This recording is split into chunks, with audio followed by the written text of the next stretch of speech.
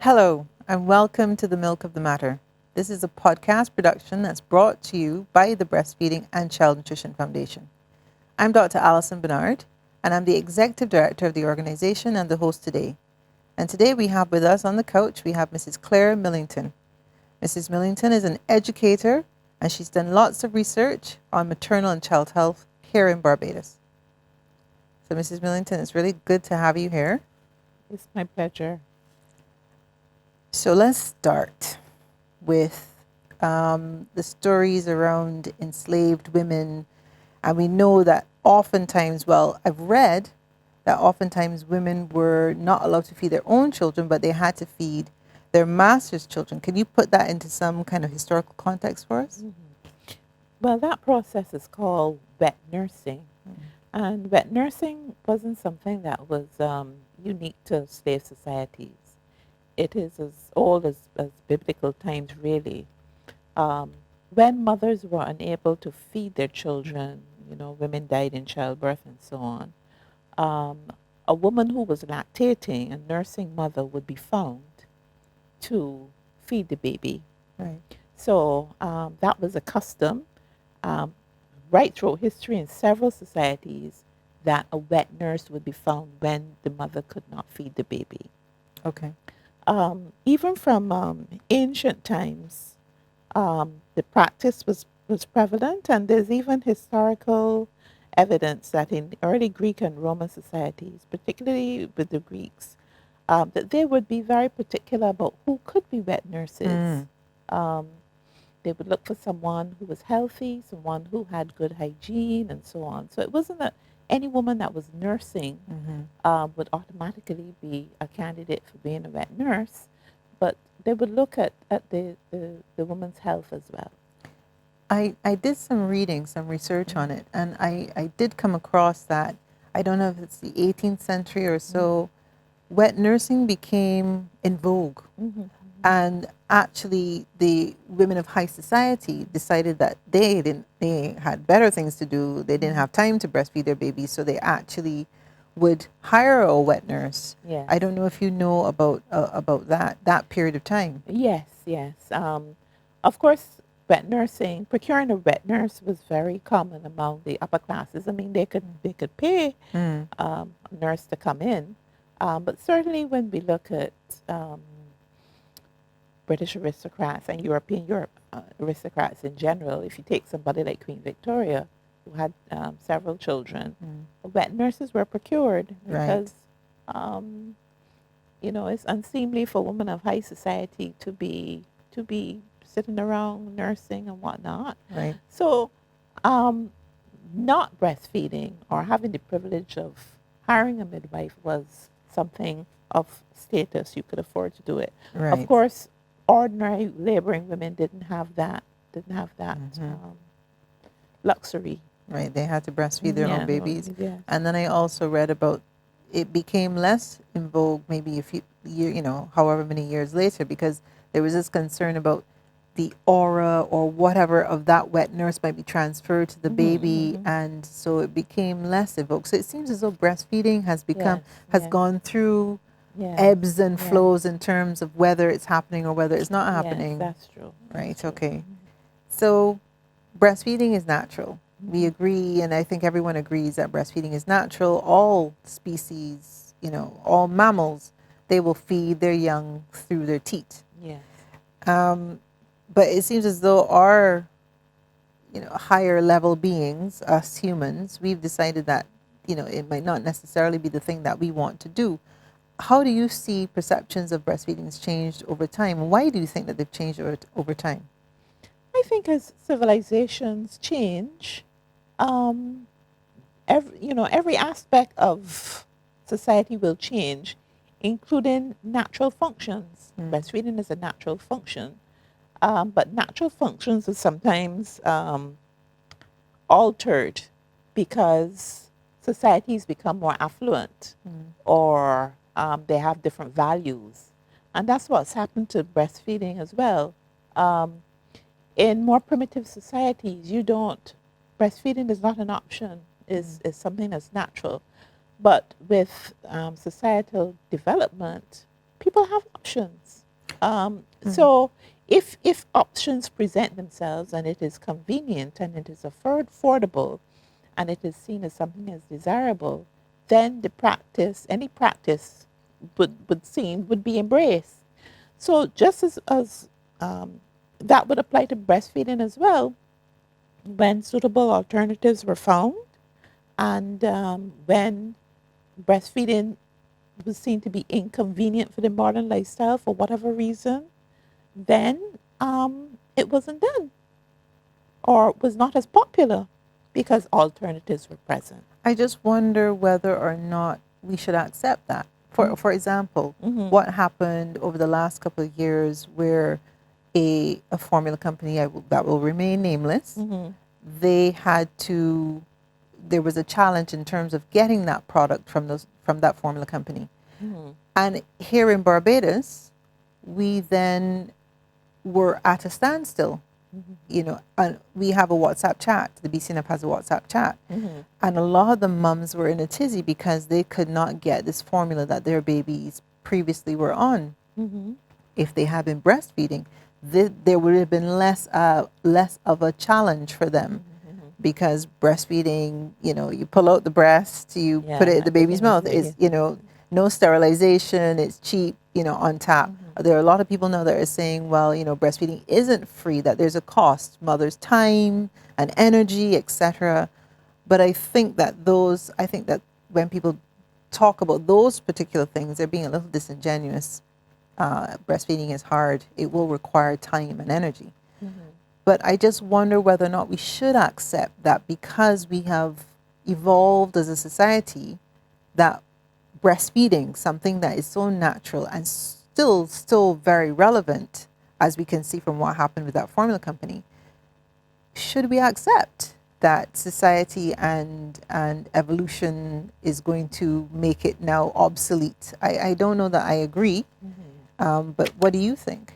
I don't think breastfeeding will ever become obsolete, but again, it has to be put into a societal context. Most women of childbearing age are working. A lot of women work. If you're working, well, I mean, you can't breastfeed the baby at work. You can't take the baby with you. You have to take the baby to the nursery or wherever with formula. And if you have to get up to go to work in the, in the morning or whatever, it is just so much more convenient sometimes to just prepare a bottle rather than that can be consumed quickly by baby, rather than sit up and, spend the time. So we have to look up the constraints that women face. And I think we need to be realistic about that. Two, breast is best. And I think that a lot of women would like to be able to have the time to sit and feed their babies, but there's this constraint of maternity leave and so on. So women do what is convenient for them at the end of the day. It's a matter of convenience because formula is not cheap. I mean, I was alarmed at the prices for $30 to $40 a tin, sometimes more. How long is that going to last? Not long, maybe a week, maybe a little bit more than a week. But people see it within a context of convenience. I remember when I had my first child, I was determined that I was going to use cloth diapers. I don't know why I thought that was a desirable thing. So I even had a friend send in these lovely soft cotton diapers. But I don't know why I thought that was important. But I wouldn't recommend anybody do that now. Why not? Because it was hard. Hard work. It was washing hard. those diapers. It was hard work. I mean, I had a washing machine and so on. But who does that anymore? People still do. No, but people still do. Yeah. People, it's certainly in the BCNF WhatsApp group. There's always an intermittent conversation about it because they think about the environment. Yes. They want to add less plastic into that that pool. Yeah. that we already have of plastics out there in the world. So the Yes. cloth diapers make a lot of sense. And there's one thing you said that I wanted to pick up on. You mentioned that the formula, using formula, is convenient. But I think I never used formula. Both my children were breastfed. It was hard. It was hard. But to me, what was even harder was having to wake up in the night and warm water and put on a bottle and fill the bottle with water and then sterilize the bottles or sterilize before it. So I suppose it's your perception. Yes, your You know, it's your perception. To me, that was hard work. Literally being able to wake up and just breastfeed my baby was much easier.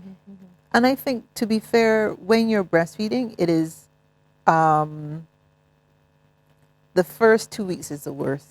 And then it takes about 2 months to establish it. And when you get over that hump, that hard, really hard part, then you can see the benefits of having persevered with breastfeeding. But up until that point, you're like, why am I doing this? This is way too hard. So I get what you're saying. It's all about perception and how, and also perhaps education. If you are given enough education antenatally before baby is born, and you already know in your mind what's going to happen, what to expect, then maybe your perceptions change a little bit. And so I agree, we need to do better. But what about children, mothers that have lactating issues, where the milk is not? That's where we come in. Yeah. That's where we come in. The Breastfeeding and Child Nutrition Foundation, that is literally our raison d'etre. Because less than 5% of mothers worldwide cannot breastfeed. Less than 5% of mothers cannot actually produce milk. Often it is confidence, that the feeling that you can actually do this thing, and then having someone there to support you through it. I've seen hundreds of mothers with breastfeeding issues, or what they perceive as breastfeeding issues, and the vast majority of them I've been able to help. In the end, they then decided if they wanted to do this thing exclusively or not, but they had no challenge with breastfeeding in the end. But again, it comes down to convenience. In the end, some of them decided, I have to go back to work. There's no space for me to put my milk. I'm going to have to mix feed. I'm going to have to do breast and bottle, but not because they couldn't breastfeed. So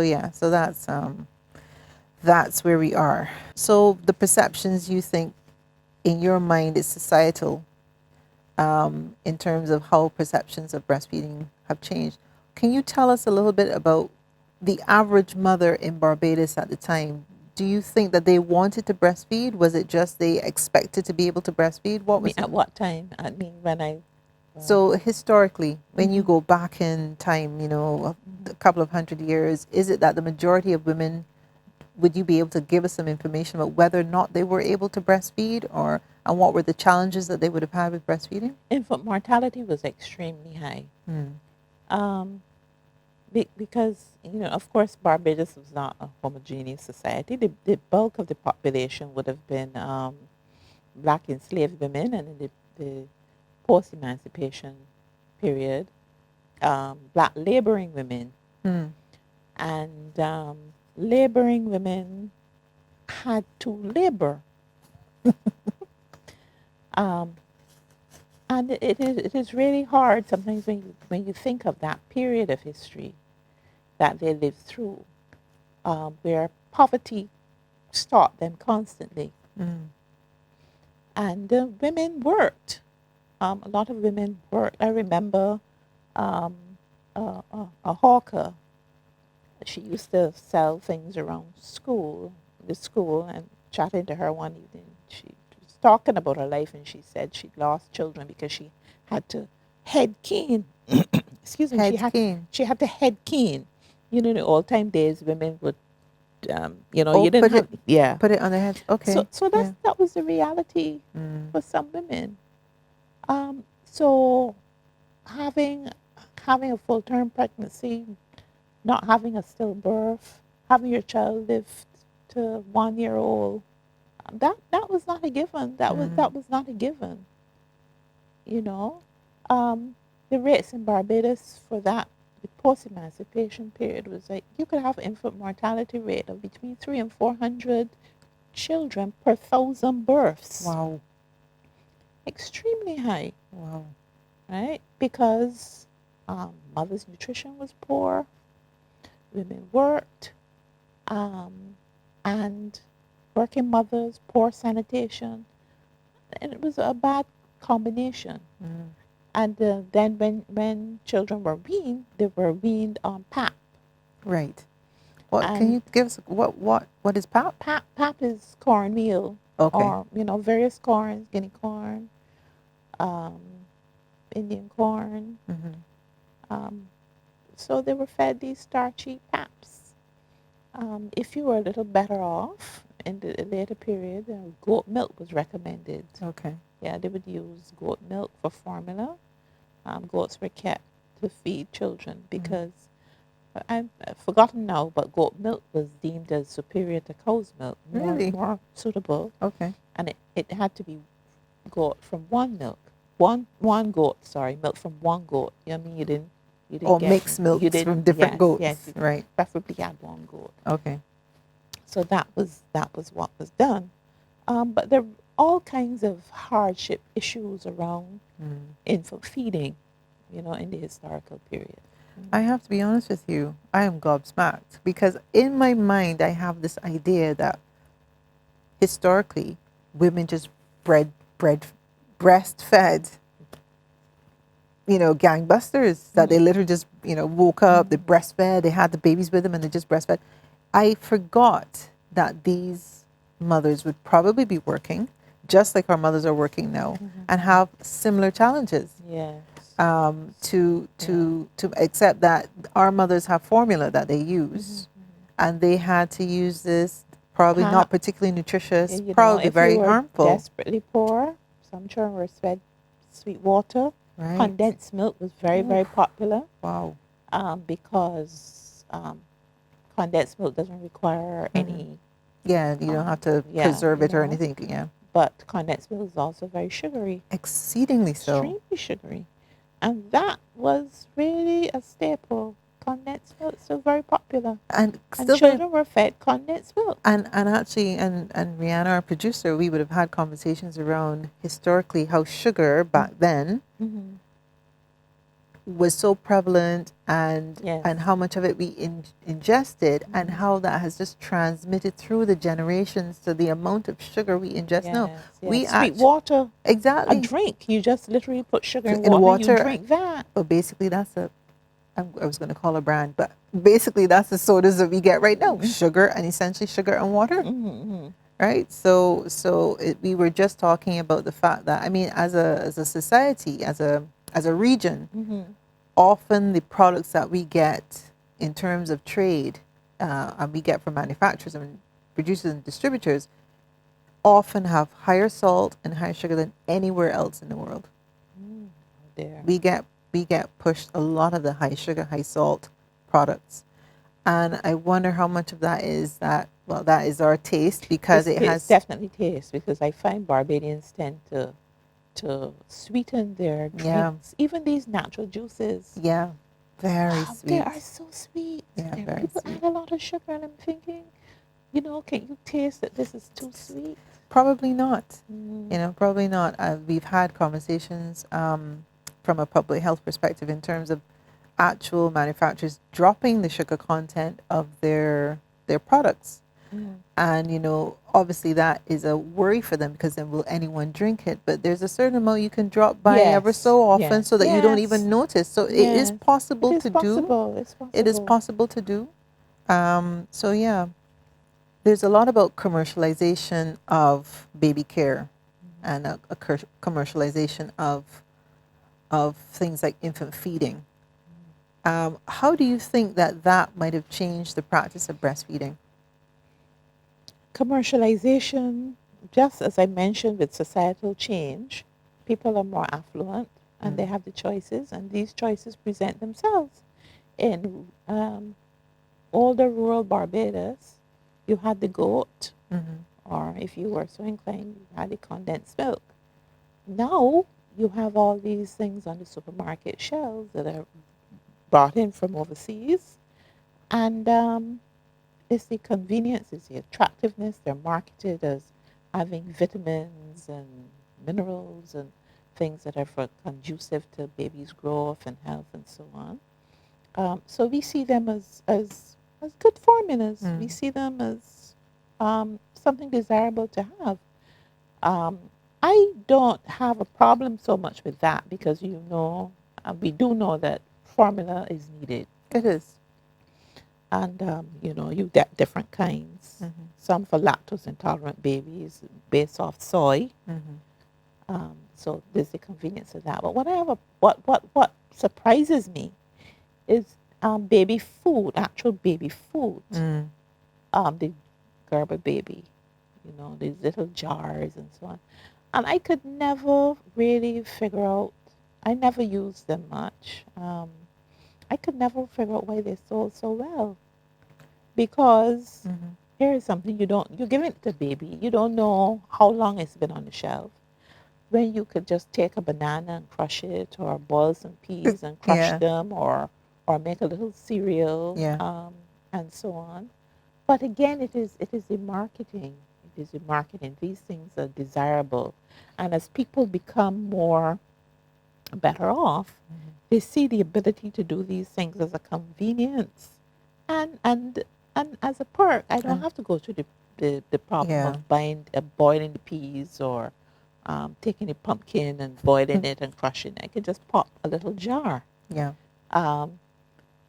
But I hope as these things, that's because they're expensive, that these things, people recognize that they don't necessarily, they represent maybe convenience, but not value for money. Yeah. They don't represent value for money. And these products as well, they do, I mean, even the infant foods can be high sugar, high salt as well. Yes, additives and exactly, preservatives, exactly.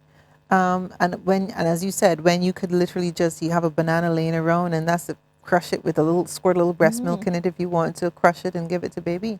But the other thing for me is, I agree with you totally about infant formula and the need for it. I mean, we've talked about infant mortality rates and poor sanitation, poverty, and the fact that babies were dying, mothers were dying historically.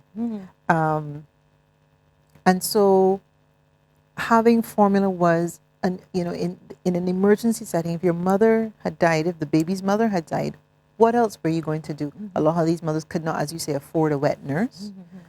So the infant formula was the thing that they needed to be able to use. And then when powdered milk came up, Clem.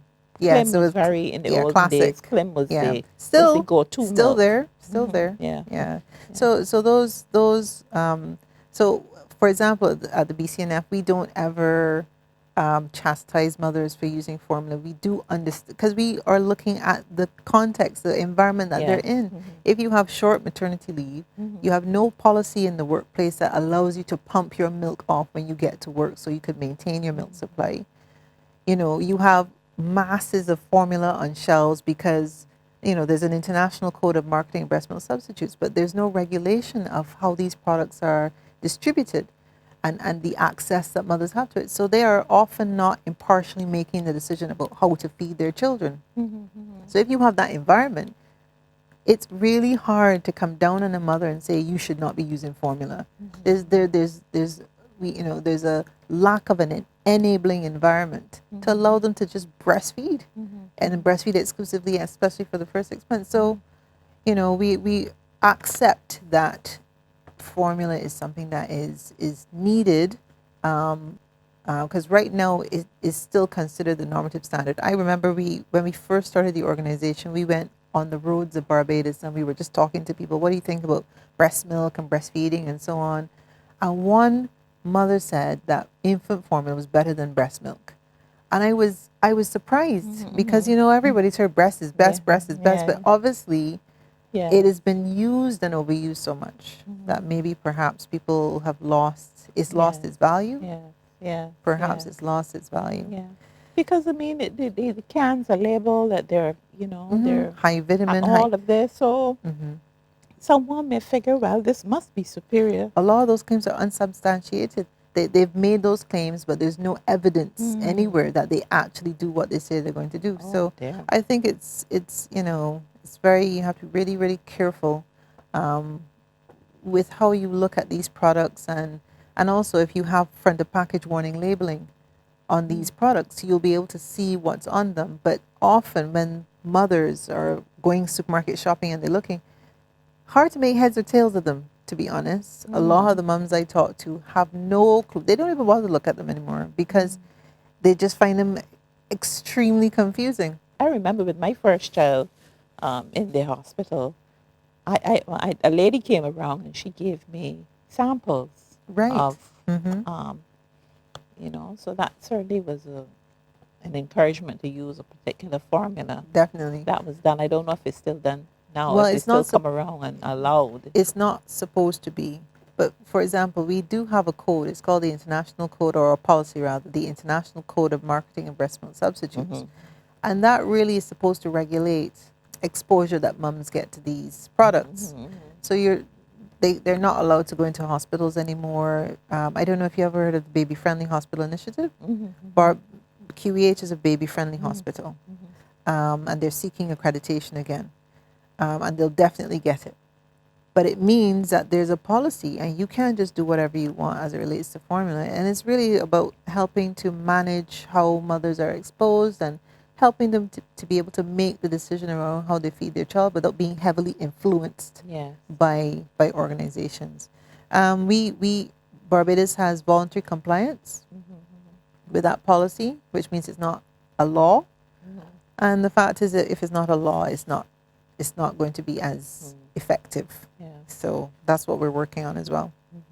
Right now, breastfeeding there's still stigma attached to breastfeeding. There's stigma attached to breastfeeding in public. I experienced it in the UK, in the United Kingdom, and to a lesser degree here, but instead of anyone saying something to me, because in the UK someone said something to me. Oh, what did they say?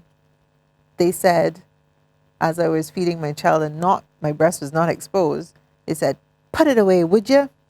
Basically telling me to stop feeding my child. Do you think that it might have been racially motivated as well? I would say that's very possible. I would say that's very possible.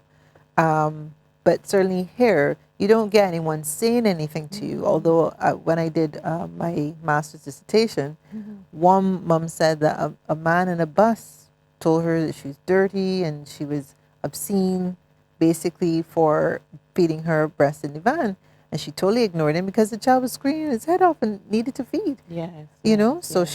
she fed her baby, but most of the time it's just side eye. It's just they're looking at you at the side, Yes. not saying anything, but you know that they are showing a lot of contempt for what you're doing. Where do you think that came from? Is there any thing grounded in history that you can think about why that is so stigmatized now?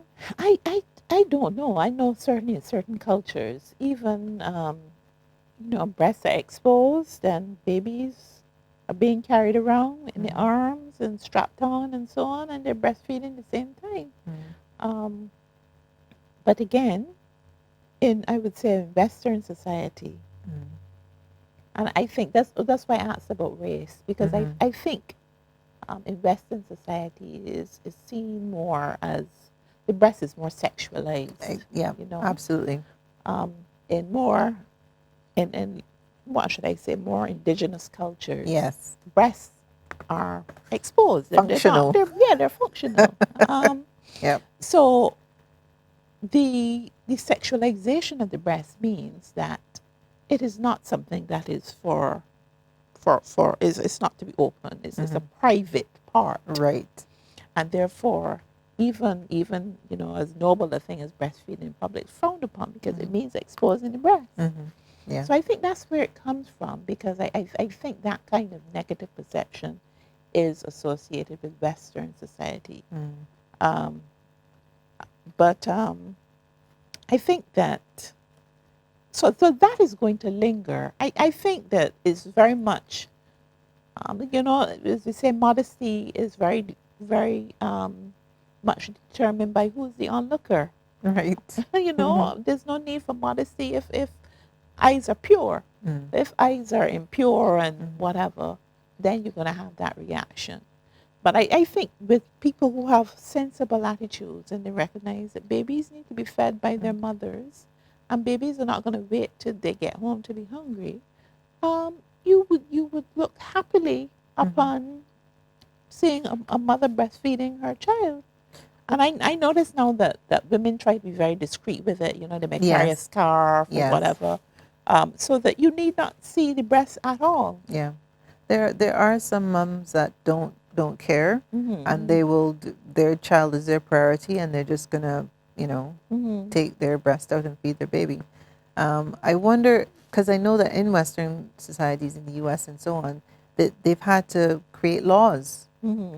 around breastfeeding in public, Mm-hmm. so that mothers are not chastised and not Mm-hmm. harassed Mm-hmm. in public. I don't know that we necessarily are there. I don't, as far as I'm aware, maybe you can correct me. I don't think that we have a law Mm-hmm. against breastfeeding in public. Mm-hmm. But I think perhaps maybe indecent exposure, perhaps I Mm-hmm. might be. Because I remember maybe a year or so ago, someone who was coming into Barbados wanted to know, and I couldn't answer the question. I couldn't answer whether we had a law about breastfeeding in public, but I didn't think so because Yeah, people do it. people do it. People do it, It's and not no to one say there's a gets. problem. Yeah. You So know. yeah, we're not there yet. We haven't No, gone we're to not. We're gone to not that there. stage Thank yet. heavens, we're not there. So there's so I watched your lecture series Mm-hmm. that you gave, and I thought it was excellent. Lots Thank of you. really really valuable information in there, but something I picked up on, Mm-hmm. and it's those unmarried mothers, Mm-hmm. and I wondered whether or not, well, what you were saying in your lecture series was that because mothers were unmarried, that was considered to be the reason why their children were suffering, and they were being blamed Mm-hmm. because they were unmarried for their children suffering. Can you tell us a little bit more about that? I know it's a little bit of a digression, but Mm-hmm. a little bit more about that. And Yeah, it's relevant because again, everything takes place in a societal context. Historically, out of this Judeo-Christian culture from which we come, unmarried having a child out of wedlock was seen as a bad thing, and the people frowned on unmarried mothers, and the children that resulted were called bastards. You know, and to be a bastard was a bad thing. Bastardy, you see the historical records, you know, and people are labeled as bastards. right Now that we see in the this as a, historical you know, a records, derogative word, yes, but they were called bastards. So, right, so being a child of unwed parents was seen as a bad thing. You were not. It was a moral failing to have had a child out of wedlock and so on. But we know that in our society, there were more children born out of wedlock than born in wedlock. and you're talking about the black enslaved Yes, population, yes, right? yes. Okay. Yeah, the bulk of the working class population, and for a long period of Barbadian history, the bulk of the population was the laboring black masses. Yeah. So you could have an illegitimacy rate, another term that was used at the time, of as high as 70% Wow. year after year. Yeah. Most children did not come from, no, it didn't mean that a father was not around. Right. Okay. Because It that didn't. It did. in the current Yes, it context, that's didn't what mean. it kind of It didn't means. mean that the father was not around. It's that the Right. parents were not married, Right. and therefore, if your parents were not married, your father's name didn't go on your birth certificate. Right. Okay. So there were all kinds of there was all kinds of discrimination That's associated what I with want to that. hear about. So because it was associated, therefore, this high illegitimacy rate was associated with the black working class who were, in a way, blamed for their own poverty, blamed for, it seemed as a moral failure, and they're immoral people. Right. And they go and they have all these children from different fathers and all that. So it was a form of social discrimination. So arising out of that, of course, is that if you have high infant mortality among the laboring class, Yeah. it is because of their social mores, Right. their immoral, They their, conflated the two yes, things. that they don't have any fathers and so Right. on. So therefore, they can be blamed for their misfortune. Right. Their children die, so um, they shouldn't have so many anyway. Mm. They can't afford them. The fathers are not around, and so on and so on. Was there discrimination to the point where they were less likely to be assisted, less likely to be helped by? Because I noted that you mentioned the vestry and that entity that was really tasked with assisting the poor. If you were an unmarried mother, were you less likely to be assisted compared to because if most of them were unmarried, then that meant that you weren't helping any of them, or Yeah, is it, yeah. you There know, was very little assistance to be had. right, Um, there was something called poor relief, which was very reluctantly given. right. And if you were that badly off, they would say, "Well, go to the almshouse." So it didn't matter, married or unmarried, it didn't matter. It really didn't. It really Right. didn't matter. Mm. But the problem with the there was no real welfare system as such. Right. You got a little poor relief, but when the society became more conscious Mm. of the need to address the problems of high infant mortality and so on, they assisted with infant feeding. Right. So you had these campaigns to distribute milk, Yes. Yes. right? Yeah. Condensed milk, powdered milk, Mm-hmm. and later on they filled in with vitamins, Right. Okay. cod liver oil, that kind of thing. Right. So they did assist in those ways. So again, even to help them, they're pushing milk. Yes. Yes. Yeah, In the artificial milk. in the And it face wasn't of even poor. these nice formulas that we have. No, they distributed condensed milk. Right. And even in terms of, the parliament had to debate the quality of condensed milk that was imported, because this condensed milk went into infant feeding Right. and that it had to have a certain fat content. Okay. Because you didn't want to having this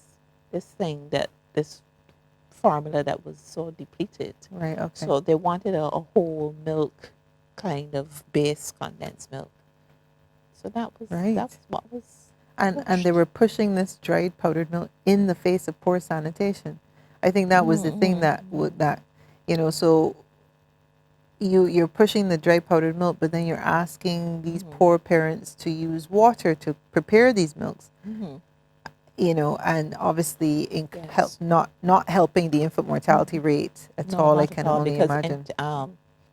enteric gastrointestinal Yes, yes, gastroenteritis. complaints, Yeah, those were very common too. They were yeah, part of the reasons for high child deaths. right. Okay, so a really interesting question for you. How do you think the policies that were in place historically, um, that would have been centered around maternal and child health, how do you think that, and how they were administered back then, do you think that they are actually influencing how mothers are treated now? The fact that, when we talk about breastfeeding, most people glaze over. It's not a sexy topic.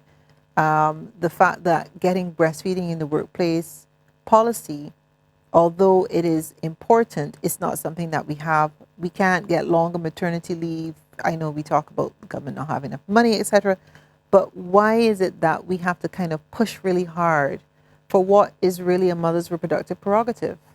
Um, do you think that the policies before have influenced where we are right now in terms of those policies that we have now? Um, I wouldn't say that Barbados is bad in terms of policy. Better than some. Better than a lot of places. I think we're better than the United States, and that we're probably just under maybe the Scandinavian countries that Mm-hmm. have such good, Mm-hmm. social welfare Yeah. networks and so on. Um, but I think because of the post emancipation period was so hard and so rough, Mm-hmm. coming up to say the 1930s and so on, that there has been a tremendous transformation in terms of decisions made to reverse the negatives of the past. If we take, for instance, the whole issue of bastarding illegitimacy, the state no longer recognizes that, or the church no longer recognizes that.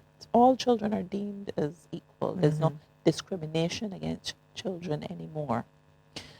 And most importantly, Barbados made a deliberate effort to put policies and systems in place to address high infant mortality. Maternal and child care, child health became very important in terms of developmental policy after into the 1950s and 1960s.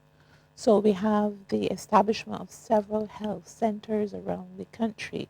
We call them polyclinics now. Yes. You know, you had organizations such as your own, the Baby League, and so on. So there was sort of like this urgency to address the negative policies of the past, to support mothers, provide them in antenatal clinics, provide nurses, provide trained midwives. So Barbados, because its health history was so bad in terms of maternal child health, addressed those issues head on to become a leader in terms of maternal and child health in Barbados. So I think that in a way, a lot of the issues of the past have been addressed, where now Barbadian women have access to good health care. You know, they don't have to pay. They can go to polyclinics and be monitored throughout their pregnancies. There is support after care at the same clinics and whatnot. So there's a tremendous amount of support. So I wouldn't say that the past has had a negative legacy. And I think in Barbados, people cherish their children. In a way, sometimes I wonder if it is not a legacy in the past itself, where the generation of my mother's generation, where people could talk about the children that they lost or were still born. So I think there is in Barbados an almost a very I think we treasure children. What I liked about what you said is that sometimes if you don't know the history, it's hard to kind of understand and appreciate what you have, you know, in the current situation that you have. So you see what I mean? So basically painting that picture for us that actually things were pretty horrid. Pretty horrid. And then Barbados, because of that challenge, Barbados stepped up and they put those policies in place. But whatever they had, the feeding, and then when children went to work, went to school. Yeah. There was biscuits and milk. And school meals. And then later on, the school meals. Yeah. And then they had school health, where doctors would come into the schools and examine the children's teeth and eyes and their general health. And then you had these vaccination campaigns. Yes. I remember getting polio vaccine, polio thing at school. Yeah.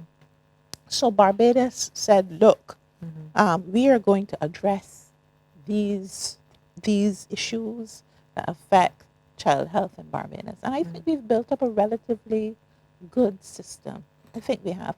I mean, within the modern context, because you see, we take for granted a lot of the things that we have. But we must remember that things like holiday with pay and maternity leave are really historically new things that only came, you know, after the development of the welfare state in Britain.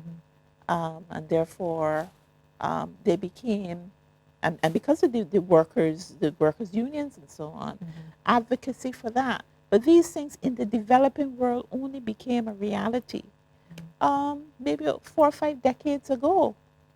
So the quest to even improve that will continue.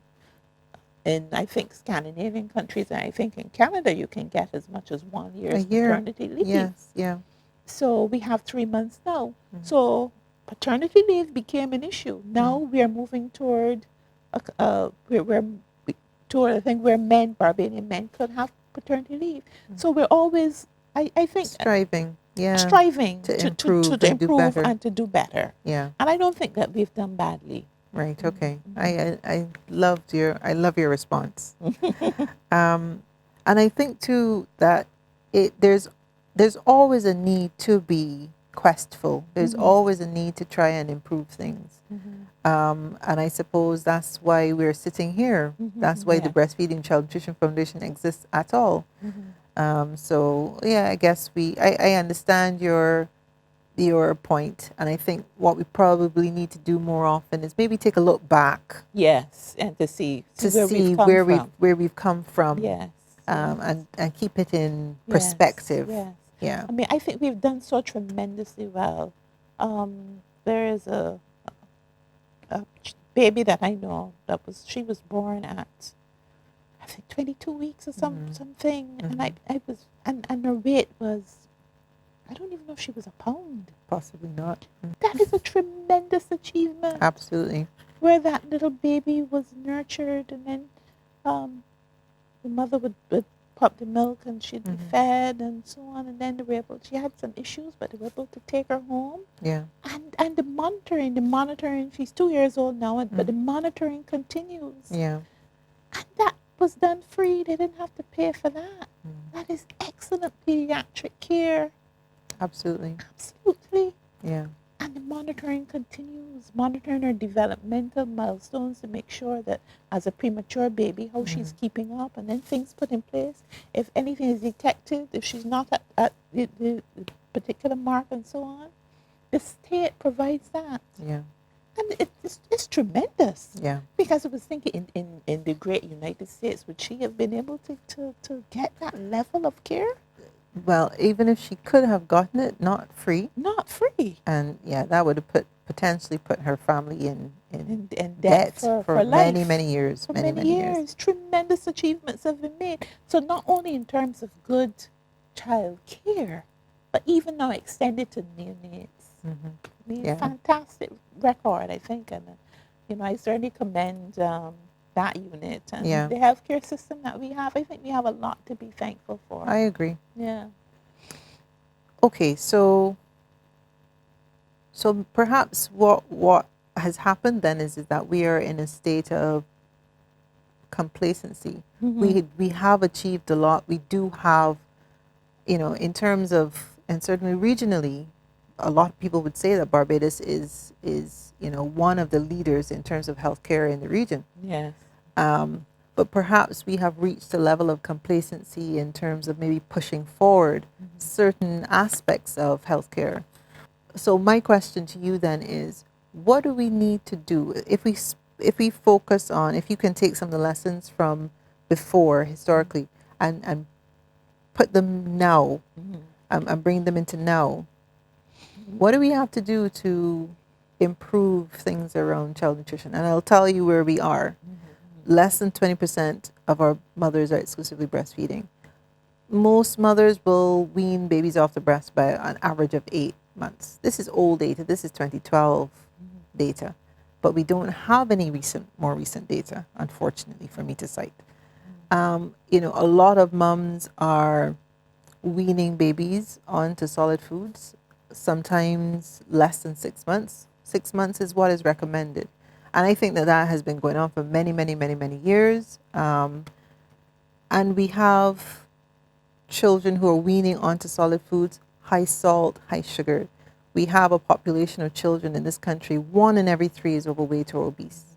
1 in every 3, which means that they are at risk, high risk for non-communicable diseases. So your heart disease, your hypertension, your diabetes. So what do you think are some of the lessons that we would have picked up from the past that we can use now to kind of push forward the health and nutrition agenda as it relates to our children? What do you think? Again, societal context. Societal context. I think people take a lot for granted when it comes to feeding and nutrition. I myself, I've struggled, I should say, not suffered, with overweight my whole life practically. And there are a lot of things that I would prefer to to eat. Sometimes you don't know what to eat. I think there's a need for a lot of education. Mm-hmm. So how do I feed my baby when I want to wean it? Um, I may go on the internet and read books and so on, and I may want to do the best. But do people have the knowledge? Mm-hmm. If I want to pack a child's lunchbox, what is a nicely packed lunchbox? Look like, yeah. What does it look like? Yeah. What does that cost? Because I know of somebody mentioning to me, somebody who was teaching, the disparity in packed lunchbox among children. Okay. Some children have the nice yogurt and the Mm-hmm. fruit and the string cheese and the nice little cereal and so on. Yes. And another child may have Cheesies. bread and Mm-hmm. cheesies and a chubby Mm-hmm. drink. What does a nicely packed lunchbox cost? Mm-hmm. We know what it is, a nice Yes. string cheese and a yogurt and Mm-hmm. very nicely, properly packed. Yeah. And that is what we would want. What does that cost? What does that cost? Mm-hmm. So first of all, does the average mother know about a way to pack a healthy lunchbox? Mm-hmm. I find we're trying to do better now because I hear on the radio people say, "Oh, your plate should be half vegetables." Mm-hmm. Yes. We have the protein, school nutrition policy and the now. school nutrition policy. Yeah.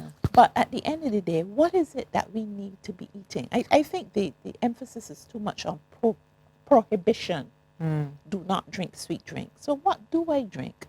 You may say water. Who wants to drink water all the time? Mm. All right.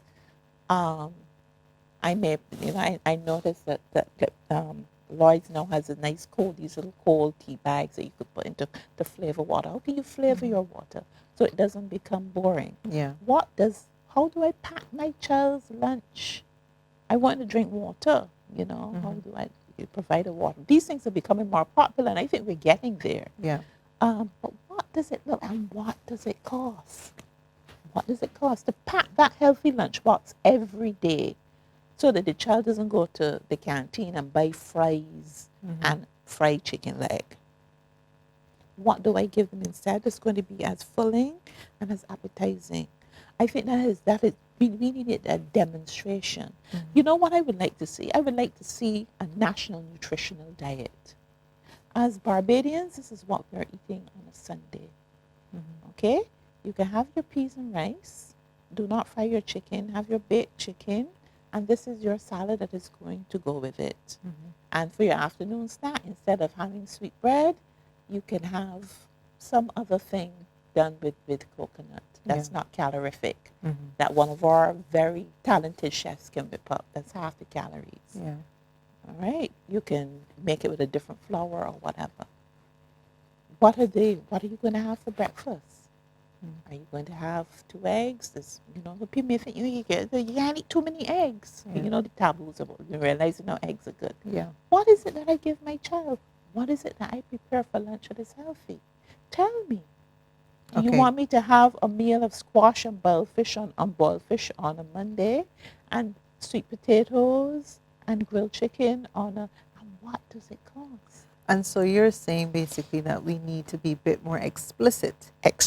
And you need to cost it also. So that they know how much it will. How do I pack? What is a healthy snack for my child? Yeah. Because when I go in the supermarket, I still see the parents packing up a trolley with they may not be corn curls anymore. They might be sweet potato or plantain chips or whatever. But there's still these processed snacks. Yeah. I remember when corn curls came up as a child. I'm from that generation where you didn't have all these things. Yeah. But my mother baked. She always baked. So you would get some sort of baked good for a snack. I don't know if that was good or not. I don't know. But it certainly was not. It was not this processed thing. So what is it that we eat? What do you eat at 4 o'clock in the afternoon when you're hungry? 3 o'clock when you're hungry and it's not time for dinner yet. You're on your way to work, on way from work. Do I stop and buy a currant slice or a turnover? That is what Barbadians do because that's what's available. So how are we going to change that? Now, what do you eat instead? Don't tell me eat an apple. So these are some real issues. Yeah. If we're talking about nutrition and school nutrition, and what children want to eat, how are we going to feed them? So basically, what you're saying is take it from up here, the Take high it from, level bring it policy, down. and bring it down. What do I buy? I think they are trying to do that, though. They Yeah, are I trying think to. there needs to be more of it, and Yeah. costing as well, Yeah. because people say, oh, it's not expensive to eat well. Mm-hmm. Not really. It, Yeah. it can be cheap to eat well, but it can become pretty boring. Yeah. I want to be able to buy the nice almonds and cranberries to make Yeah. my salad nice, Yeah. and little walnuts. I want to eat a yogurt. I want Yeah. to eat. Those I don't things want to can be just eat a expensive. banana and orange. And those things can I be, want to have yeah. something that I want instead of having a macaroni pie made with pasta. Yeah. I want to make it with cauliflower. Yeah. I can't afford it. I don't even bring it in anymore. Yeah. Because cauliflower is so expensive. They do bring in cauliflower, and it's still expensive. Extremely expensive. Yeah. I would be able to make an imitation cheese of Yeah. cashew nuts. Yeah. Who can afford that? Yeah. So the alternatives are there, but the alternatives must be tasty, Yeah. and they must be affordable. I must be able to make affordable alternative meat, get away from the grease, get away from the calories. Yeah. But it has to be affordable and doable. And there needs to be. I really don't think that enough emphasis is being placed on that. And I think, why are you, I guess you want to protect local farmers and so on. Mm-hmm. But I think there's an unnecessary amount of taxation. Mm-hmm. I would gladly snack on almonds or walnuts or pecans. Pistachios would be Why are lovely they so too. expensive? Yeah. Those things are prohibitive. So if you want people to eat well, they have to eat to enjoy the Mm-hmm. alternatives. But if the alternatives are costly, they're gonna reach for what is cheap and what tastes good and what is comforting to them. So I want you to also Mhm. translate that, Mhm. because we were talking about after 6 months when you're weaning onto solid foods. What do we need to do to get more mothers to breastfeed? It might be that they never exclusively breastfeed. We don't know. Mhm. But how do we get more mothers to understand that exclusive breastfeeding, one, is important, and do it more, even if they're going to add formula, but do more breastfeeding than they are formula feeding? How do we change that, make that But cultural there's something shift? I want to ask in all honesty, and it's Mhm. something I asked myself with my second child. Mm-hmm. If I didn't breastfeed exclusively, Mhm. what harm would be done? So there's no harm Mm-hmm. that would be done, but the benefits are greater than if you Mm-hmm. mixed fed. Right. So the benefits. And also, and this isn't discussed a lot. So when I said there's no harm, I was being a little bit. Mm-hmm. It isn't discussed often because we don't actually want to alienate mothers. We don't want mothers to have more guilt than they already do. Mothers, literally, the moment they have a child, the guilt comes weighing itself down on top of us for every reason, for every single thing. So I don't think that anyone, and certainly not the BCNF, doesn't want to add to that burden. But there is harm to formula. There is harm to formula. If you are a formula fed baby, you're more likely to be overweight or obese. You are absolutely, your BMI is higher than a baby who is breastfed. That's why one of the reasons why they had to change the growth charts to WHO charts, which are based on breastfed baby, because breastfed babies, because they realized that babies who were formula fed, they couldn't use those for babies in developing countries who were mostly breastfed, because breastfed babies in those countries would always come up looking as if they're MAGA, as if they were underweight, when actually they're the normative standard, and formula fed babies were the ones that were overweight. So there are harms associated with formula. I mean, apart from the fact that this is something that has to be preserved, if you think about what happens in countries like China and so on, where sometimes they find strange bacteria growing in it, and so it's also processed cow's milk.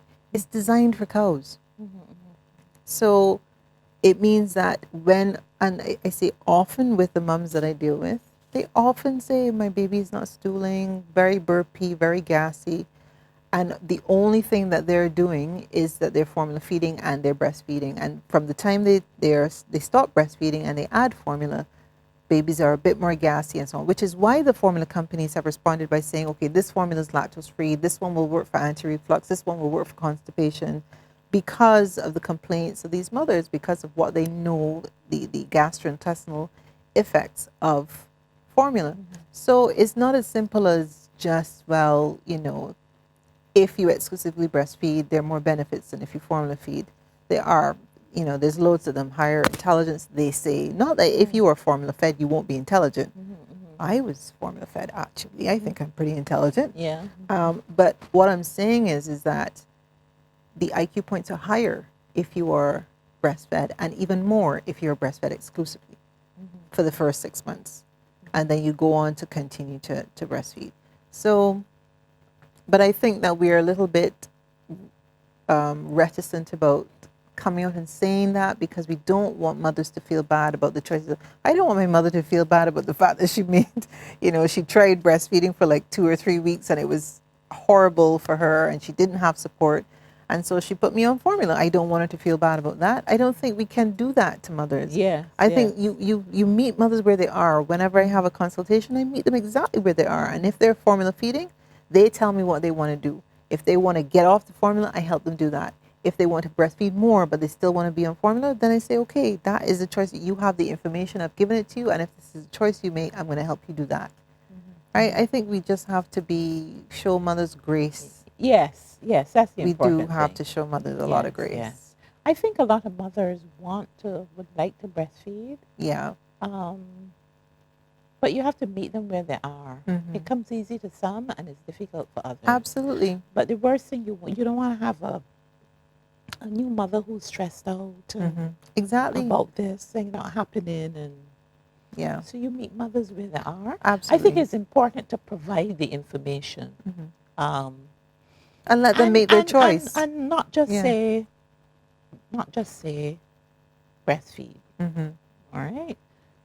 Why couldn't you not have a little video saying, well, if your baby doesn't latch on, do this, do that, open this part of their mouth, Yes. and, so you show them. Yeah. Tell them, well, certain things help you to produce milk. That's a great idea. Certain things help because, Hobbs or... Hops? Oh, hops. Oh, hops. You mean the in bear? Yes. Yes. Yeah. Little tips. Yeah.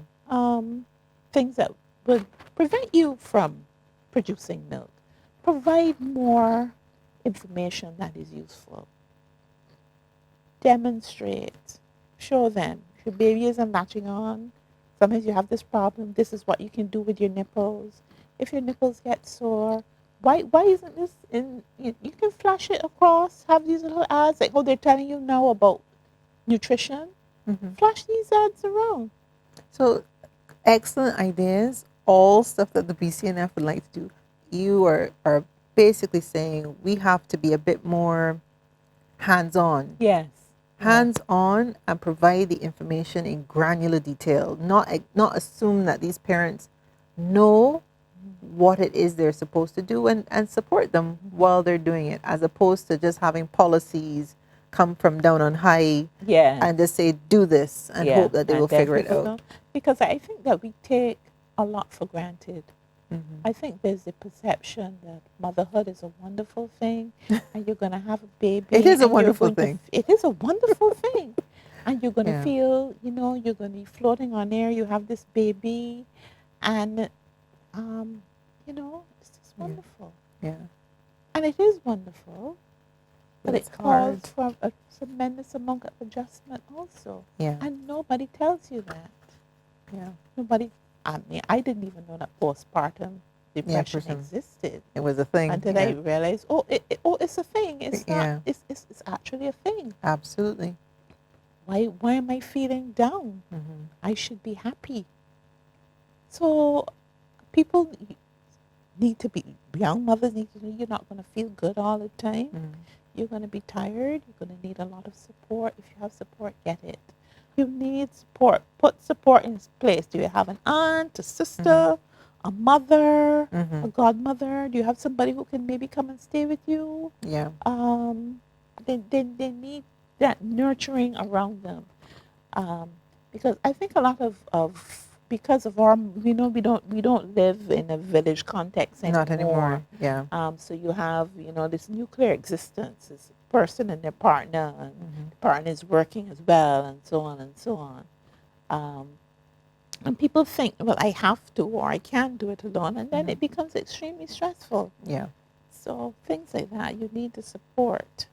I get from what I picked from what you're saying is that if we want to improve things as relates to breastfeeding in this country, we have to basically wrap our arms around the mums, give them the information that they'll need. In my opinion, antenatally, so even before they've had baby, oh my gosh, if you were a mother, when you have that baby, you ain't listening to nothing, everything going through one ear and out the next. So antenatally, and then have the support from mums in all the various ways. So as it relates and all to kinds of, and there are things that we don't talk about. yeah, What is it to have a C-section and have a young baby? A lot of women have C-sections. You're dealing with abdominal surgery, and you're dealing with a young how do you baby deal at the with same that? time. Yeah, You may be dealing with a painful episiotomy cut yeah, and a baby. yeah, You know, it makes you miserable. yeah. So having So those all of discussions, we need to have these discussions about the reality of birth. You've given me some really good some really good tips in terms of what the BCNF might need to do next. Thank you very much, Claire. I know your bill will be in the mail. But we got a lot of information here. I like how you carried us back in time, what it was like for mums, like for women in this country, like for families in this country, what they had and what they did not have. And then you took us towards us thinking, oh, things are not so great now, but actually it was far worse back then, and what it was like back then for mums and families, and bringing us back to the present. And then what we can do now, what are the things that we need to pay attention to now that will help push us forward into the next, 100 years and making things better for mothers and children in this country. So I wanted to say thank you so much. It's been a pleasure. I really enjoyed the discussion. Oh, really so did I. So did I. Really enjoyed it. And hopefully we'll have you back on the show to talk about some of the aspect of yeah, I look forward to that. Yeah. Wonderful, wonderful. So thank you very much. Thank you. Thank you, viewers, for tuning in to this episode of The Milk of the Matter. I'm your host, Dr. Alison Bernard. See you next time.